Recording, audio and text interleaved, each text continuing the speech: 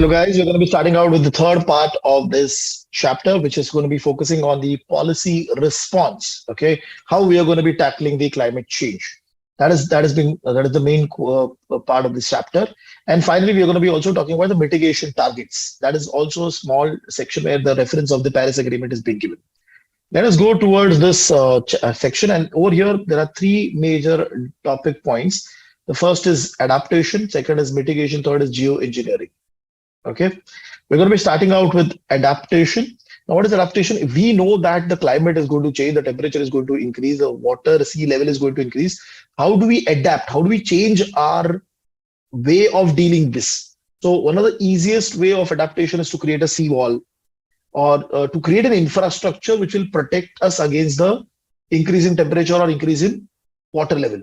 Okay, so whenever whenever we see that the negative impact of climate change is going to happen, we adapt ourselves. So if climate change causes sea level to increase, our adaptive response will be build a seawall, or will basically take all the communities away from the sea. All the cities which are closer to the sea, we'll ask them to vacate. Okay, so relocate communities. These are our way to adapt to the situation. Okay, but who should take care of this adaptation? Should it be left to people or individual, or should it be done by the government? Now, the problem of this entire situation being left to the individual, okay, has a lot of disadvantage. Okay, now the first disadvantage is that if you want to do such kind of adaptation activity, okay, now think about this: a Mumbai coastline. If you want to create a sea wall, it is not going to be possible for individual people to take out money and create it. So the cost is going to be very huge, and it would need an enormous amount of resource. So individual cannot do it. Okay. Second, it will also need huge coordination among people. Hence, government or a senior agency has to come in where there's a large scale coordination of activity. Then only this adaptation activity will work. Also, there can be a situation if I am going to do certain thing to adapt against the, say for example, increase in sea level. How is it? There might be a scenario that it might impact somebody else. So if suppose I've made some changes at my house, but my neighbor is getting impacted more because of the change that I've done. Okay, so one person's adaptation can modify and impact somebody else elsewhere. That is also a problem. Hence, we need the adaptation to be driven by a government body which can look at the whole macro view, which has the resources, which has the coordination ability to run this adaptation. Okay. Now, a few of the examples of adaptation could be the way it is done by the government is to have a disaster recovery plan or disaster preparedness plan. We educate people about the climate change. Then there are a lot of community-based organization. Okay. Those community-based organization will run will be trained to manage the adaptation that is required. And also, there are key roles done by the women organizations or companies or regulators or the government itself. Okay. Now, how does that going to play in the world? So if you look at developed countries like United States and UK, European Union, they have financial resource available to run this adaptation program. But the less developed countries like Africa, okay, or Indonesia, how will they be able to survive such thing? Because they might not have the financial strength available to protect, okay, or to create against such big change that is happening in the climate. That is one part. Next, what government can also do is government can help the process. They can also implement policies which will encourage people to be more conscious of the environment. Like, for example, government can have a policy of plastic ban, or they can promote more environmental friendly road construction, more environmental friendly production that can help citizens to adapt to the change in climate. That is also one way to promote it. But whatever is your policy, okay, you'll have to make a very big change to make sure that we have an adaptation possible towards the climate change. So from the government level also, whatever policies that they're drafting, okay, you always have to think from the future perspective, whether my policy is going to help us for that next 30, 40 years or not, whether it will make us more vulnerable to the climate change or not. Okay. For example, in a lot of countries, if suppose we know that the flood is going to be there, so what a lot of countries will do, they will ask insurance company to reduce the flood insurance charges. Now, when that is going to be reduced, people will not be motivated to protect themselves against flood because they know that the insurance company will pay. So whatever policy you're setting, that policy you have to keep in mind how it is going to impact the behavior of people. Okay. Next part, government can also do is what government can primarily do is government can initiate uh, a more education of the people. Okay, they can have stringent policies. They can assist technical assistance can be provided to normal people, which can help them to adapt to the climate change very fast. So adaptation is a very strong feature, which a lot of companies, a lot of countries are doing now with respect to the change that they see in terms of the climate. Okay, so we have just covered, when we talk about the policy change, policy response, we just covered the adaptation part, and I've tried to give you a gist of what is being discussed in the adaptation perspective. The next is the mitigation. Now, when we talk about mitigation, we take preventive step, which means suppose we are banning petrol cars, diesel cars. We are only focusing on, say, environmental friendly cars or hybrid car. That is one way to mitigate the impact. Or we are penalizing companies who are emitting carbon dioxide. Okay, so which helps you to reduce the carbon dioxide emission or other harmful gases in the environment. So that is ways through which you will create policies that will help us to mitigate the problem beforehand. Say, for example, the solar panel price, you give subsidies to them. Right now, Government of India is also giving subsidies for your electric vehicles so that it helps you to build that base. And then after 10, 15 years, you will see that the petrol cars are all entirely gone. Okay. Now, whenever the mitigation is going to be happening, the policies are going to be done. Okay. We always have to think from the perspective how much amount of carbon dioxide we are saving. Okay. So if you read this slide, the amount of carbon dioxide produced per unit is called as the carbon intensity. So if you look at the resources that are available right now with us, for example, coal. So it has the highest carbon intensity. That means if you burn a coal, highest amount of coal will carbon dioxide will come out. Then you have oil, then you have natural gas. So in that order. So what we should be focusing on is whichever is the highest, like coal and oil, we should immediately cut down on it and move towards natural gas for a certain period of time. This is one good approach. And then gradually move towards renewable energy. Renewable energy means solar, wind, water, or hydro basically, so that we can create a structure of climate safe energy production.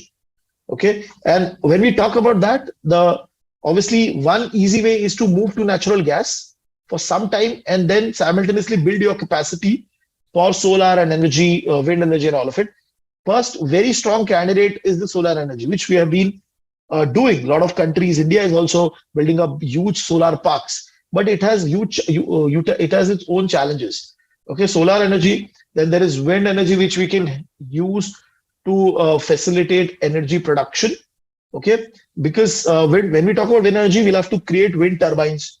Okay, which can be there in middle of the sea, or it can be there in desert also. Okay, so you'll need infrastructure. When we talk about wind turbines, you need infrastructure to put that wind turbine somewhere. Okay, and the cost is also going to be very high. Okay, and you cannot just put wind turbines somewhere. You will need to have a policy, a plan in place. Where are we going to have wind turbines being placed? And also, whenever you do that, it is going to occupy land. Okay, so that is why wind turbine is having a slight problem. But if you look at both solar and wind, the first and the major problem is that it is dependent on nature. For example, solar energy cannot be created during night time. And if there are clouds, the solar energy creation will be very low. Similarly, for wind turbine, the wind energy production, it depends upon what is the speed of the wind. If the speed of the wind changes, it will not give you that much amount of energy development. So it depends upon a lot of ifs and buts. And that is why wind and solar cannot be a long-term sustainable approach for us. Okay. The next point, in the short term, like I said, in the short term, what we can do is we can use natural gas as a bridge till the time we have solar or wind or any other source ready, we can use natural gas to sustain ourselves.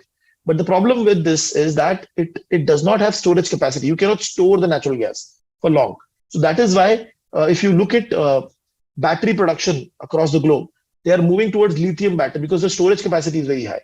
So long-term storage, energy storage technology is going to be the future. And that is what we see right now also in the electric car manufacturing part. Okay, so we talked about wind, we talked about solar. Now there is one more way that through which we can manage, we can create energy is the biomass. So whatever food that you're producing, the plants and the food, we can produce and we can burn them to generate energy. Okay, so biomass energy is also very strong source, but it has other kind of implication. If you look at that, first of all, we have already consumed huge amount of space or the planet in terms of production. So if you're going to use biomass energy for energy production, more land will be needed. We have already exhausted productive land. Okay, that is the first problem. Second, whenever a land comes into picture, it creates local environmental issues, local issues related to the government. Okay, and if suppose we are going to use biomass energy, it can create a biodiversity issue or ecosystem problem. Okay, because you are not producing things for consumption, you're producing things for producing of energy. That can have an impact on the way the food is produced and what type of food is produced. It can have an impact on the biodiversity of that region. Okay, so third approach, which is biomass energy, is also not a long-term sustainable plant. The fourth is hydroelectricity. So wind, the way you have wind turbines, you can have water turbines, you can have dams, and using the force of the water, you can generate electricity. Now the problem is that most of the countries, they've already created dams. There's not much water resources available where you can create a dam. That is the first problem. The second is that whenever you create a dam, it creates local population issue. You'll have to move local population. Second, it creates political issues. Then it can change the biodiversity of that area. So local environmental issues can also happen when you create dam. So hydroelectricity is also not a long-term sustainable plan for us. The fifth alternative that we have is a nuclear energy. Okay, which a lot of big governments have also been using it. Okay, US was extensively using it, but there are problems with nuclear energy. First is that if suppose there is any accident, because in Russia and Chernobyl, okay, there has been a huge nuclear power plant impact, and because of which a lot of people got impacted. Okay, that is one part. So if there is an accident, okay, because of negligence, the population around it will get impacted. It can be an easy target for terrorist activities, that they can impact the nuclear plant and it will create problem for the country. Okay, so that is one part. So it can lead to an accident or it can lead to a terrorism activity, high chances of terrorist attack. That is one part. Second is the nuclear waste. So whatever waste is coming out of the nuclear energy, nuclear plant, when they're creating the energy, that waste cannot be destroyed. It takes a huge long time for them to destroy it. Okay, that is the first part, nuclear waste. Within that nuclear waste, we can also think about this, the waste from that nuclear plant, which one of the waste could be uranium, which is a very, very important raw material for nuclear power, nuclear bombs. So if there is a theft of that uranium, then it can lead to North Korea also getting a nuclear plant, also nuclear weapons, Libya also getting a nuclear. It can create social problems. So nuclear waste, okay, first of all, it is very difficult for you to dispose of, and second, the waste can be used to create nuclear bombs. Next, then there is a cost impact, because to start and set up a nuclear power plant is going to be huge cost. It is an expensive product, okay, expensive way of generating electricity. That is also a problem in terms of nuclear energy. So that is why it is also not a long-term sustainable part. So three problems when we use nuclear energy: the waste that is generated, the radiation from the accident or the terrorist activity, and the cost involved. All three of them, I've just talked about it. We just gave a gist. When we talk about mitigation, there is one new approach that a lot of countries might start using it, which is the carbon capture and the storage. The interesting point over here is whatever the factories who are giving out carbon dioxide or who are burning fossil and they are emitting carbon dioxide, when wherever that emission is happening, okay, that vent, okay, you will have a technology which will cover that vent, or it will, whenever the carbon dioxide is getting removed, the same moment it is captured, okay, and it is processed, and then it is transferred to some place where it will not be hampered. For example, what carbon storage process that is followed normally is that you have a factory, okay, and I will like show you a diagram which is connected over here. So suppose there is a factory over here, it is actually generating carbon dioxide, and you have a mechanism through which that carbon dioxide is getting tracked. You can see the pipe line over here. That pipe is basically that is a flow.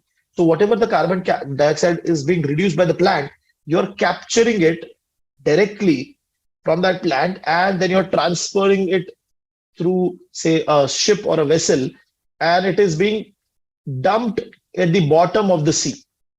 That is the carbon capturing and the storage, both component. Okay, I'll go back to the section. What is CCS? It involves capturing of the carbon dioxide emission directly from the industrial processes, steel and cement, like for example, a steel and cement production part, okay, where the fossils are burned to get the power, okay, and then that carbon is transported to shipped and stored in the ocean. Okay, this approach is feasible, but it is yet to be accepted as a wide scale approach for managing carbon dioxide in the atmosphere. Okay, so when we talk about all the other sources like solar, then geothermal, hydroelectricity, this approach is very feasible. Okay, and it can be a long-term solution also. The CCS, which is the carbon capture and the storage phenomena. We talked about this diagram. Now we're going to be moving towards the overview of the mitigation and adaptation. So when we talk about adaptation, it basically means we are making ourselves ready.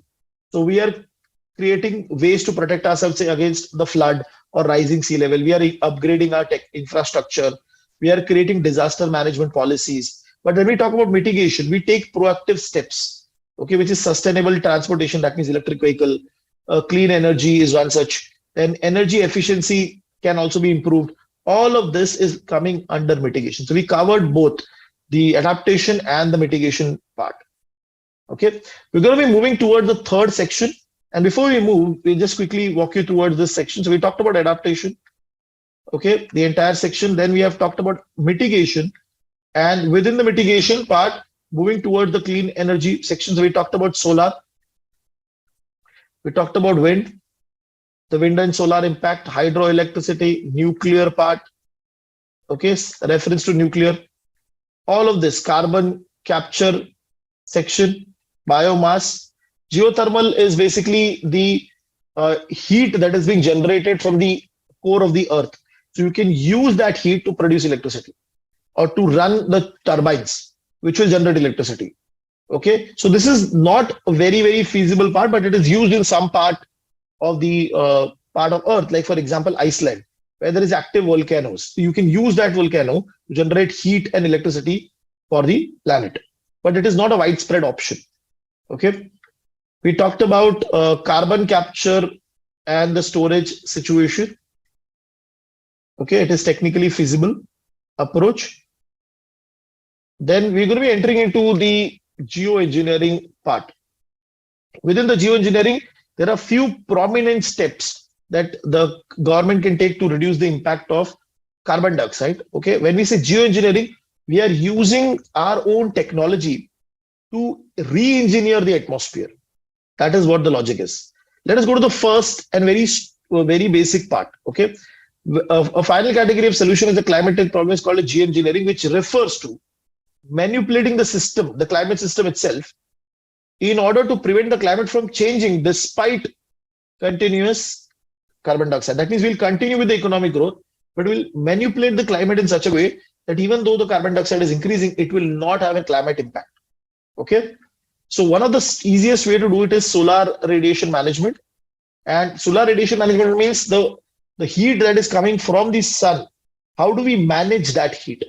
Okay, so within that solar radiation management, the easiest way is to inject sulfur in the stratosphere.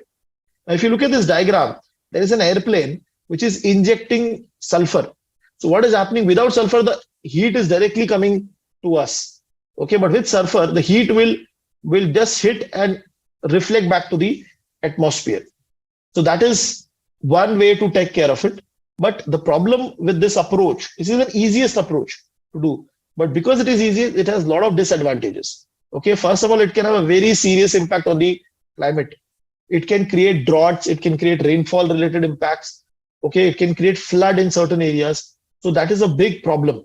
Okay, so side effect is very high. Next, if you're running a solar radiation management, the entire governance part or the way it is going to run, that is a governance nightmare. Governance nightmare means it can be a political problem.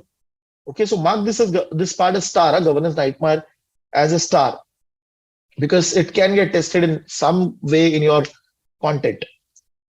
Next important part, when we talk about geoengineering, we talked about the solar radiation management. We also have a carbon dioxide removal.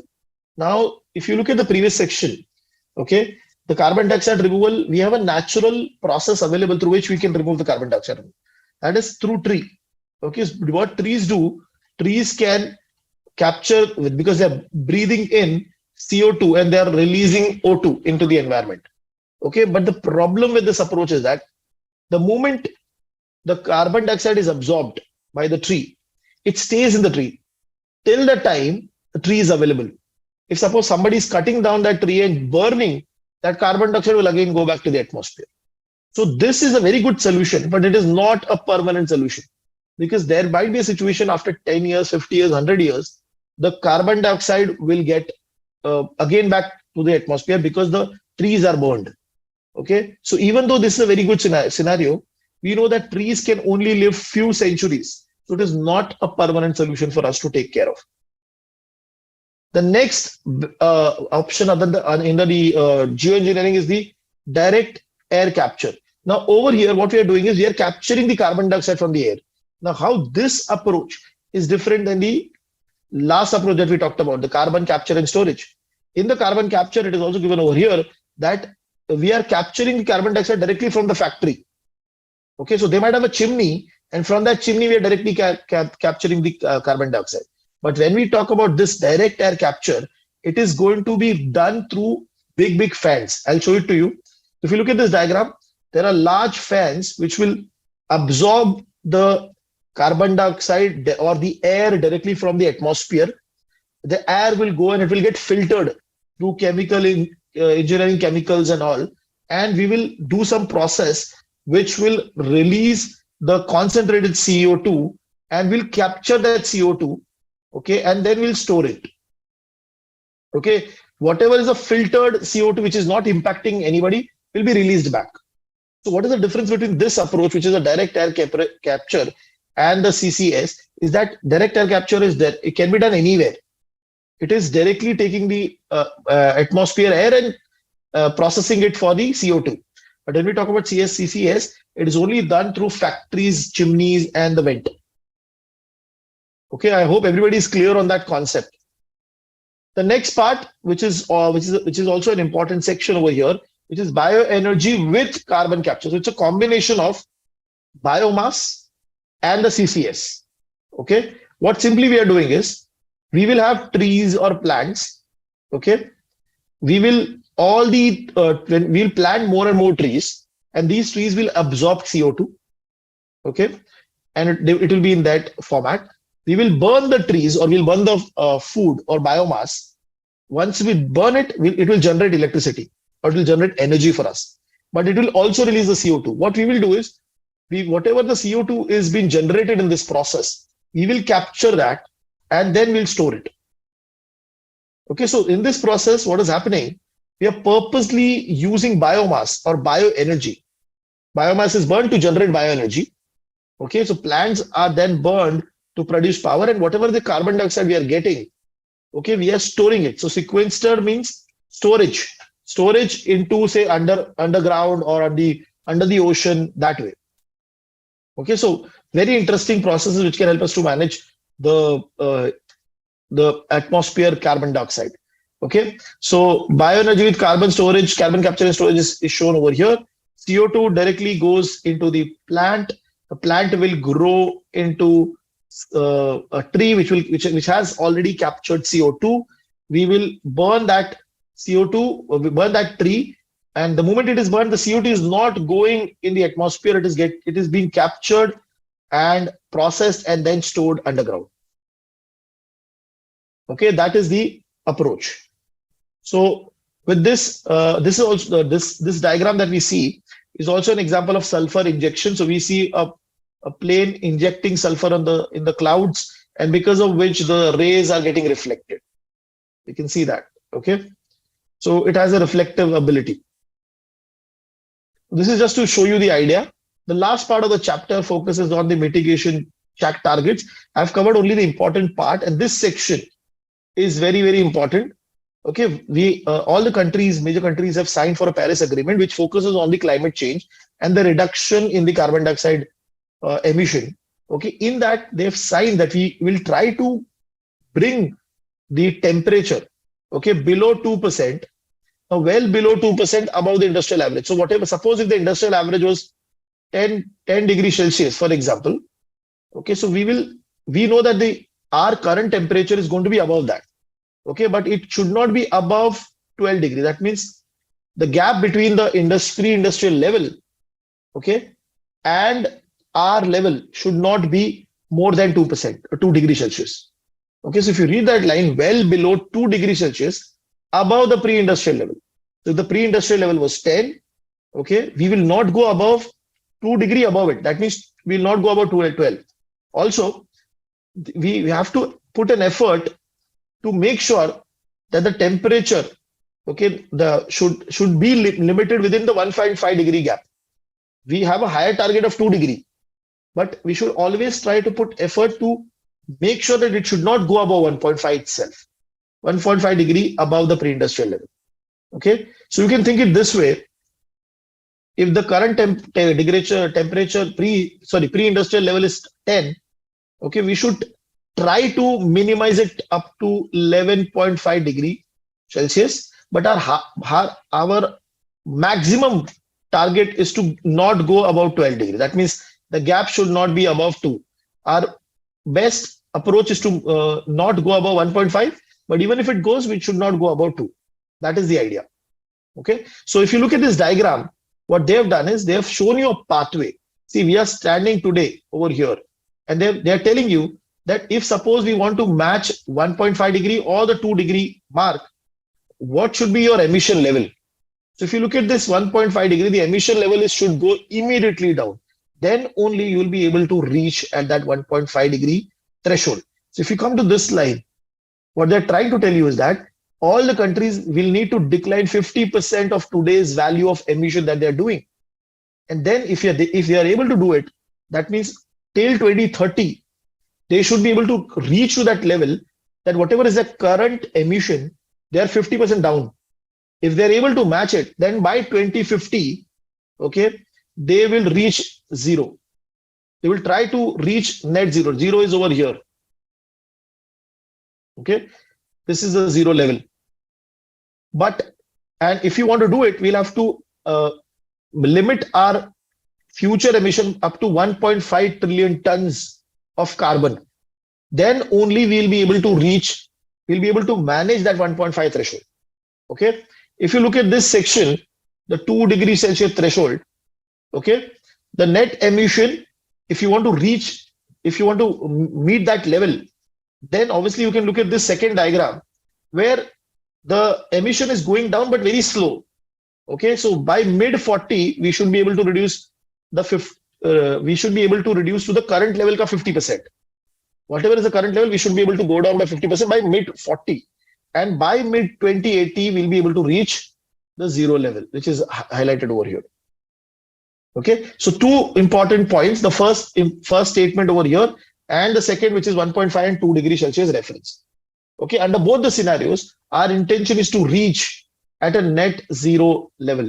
Net zero level over here means the carbon dioxide that we are emitting, okay, we should be in a situation that whatever we are emitting, we are able to extract that carbon dioxide back from the atmosphere. So the net effect is zero. Okay, so there are two trajectories which the world wants to focus now, 1.5 and the 2 degrees Celsius. Okay, with this, we have completed the chapter. We'll quickly solve few questions from the PPT and also from the book. Which of the following is a disadvantage of solar radiation management? Solar radiation management means injecting sulfur on the clouds, which can be, will it increase precipitation? Okay, in certain areas. We explicitly didn't talk about precipitation. Will it lead to more stable? This is straight away long. Will it lead to lower carbon dioxide level? No, it is more about reflecting the heat. So this is straightforward wrong. The answer can be either C or A. The answer is most likely this, because the solar radiation management, the governance was a big problem. So political instability can create a big challenge. If the government changes, then who will take care of that solar management? Okay, because it is a governance nightmare. Let us go forward. Compared to planting, okay, they're talking about when we talk about the planting tree. Okay, the question is slightly not completed over here, but I think so. What they're trying to tell you over here is that what is the problem with respect to the planting of tree? Okay, planting of tree does not require additional resources. There can only be a few years. The question is slightly not completed. Okay, if you look at this section, BECC, that means the bioenergy energy part and then the carbon capture. So if you compare that and tree, okay, this is a more permanent approach. Okay, I think so. The question got cancelled out by anything. I think so. There was an issue, but the question, if I'm not wrong, the question focuses on that it was comparing both the BECCS and the planting of tree, which is a better one. Okay, planting of tree is not a permanent solution. Let us go towards the third question. What is the carbon budget for limiting global warming to 1.5 degrees Celsius? I hope you remember, for 1.5 degrees Celsius, till 2030, you have to be at the 50% level, and by 2050, you'll reach net zero. But for that, you'll have to make sure that your entire emission should not be greater than 1.5 trillion ton. Okay, so if you look at this 1.5 trillion, by mid-30, 50%, and reaching this by 2050, the answer is 1. These are specific information that are generally tested in the exam. The answer is A. The third question, which are the following one of the primary reasons why very few nuclear power plants have been built in United States? Is it about the technology? No.